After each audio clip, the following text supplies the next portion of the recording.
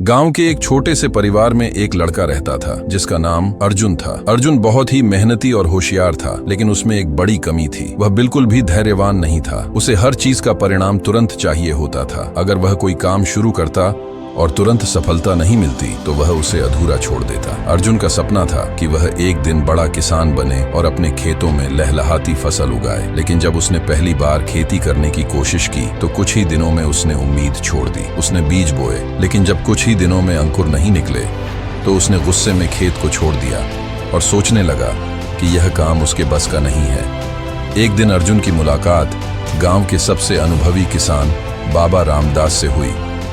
उन्होंने अर्जुन से पूछा, बेटा तुम इतने परेशान क्यों हो? मैंने बहुत मेहनत से खेती शुरू की, लेकिन मुझे कोई परिणाम नहीं मिला।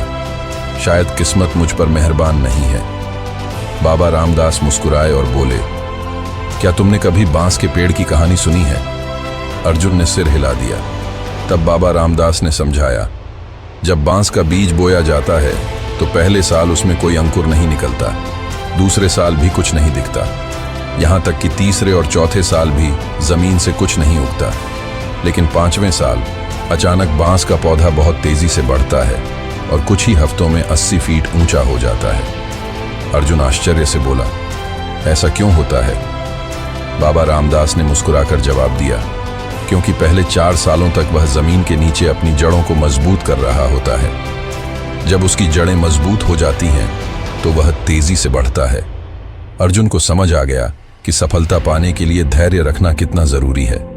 उसने फिर से खेती शुरू की, इस बार बिना जल्दबाजी किए। कुछ महीनों बाद उसकी फसल लहलहाने लगी।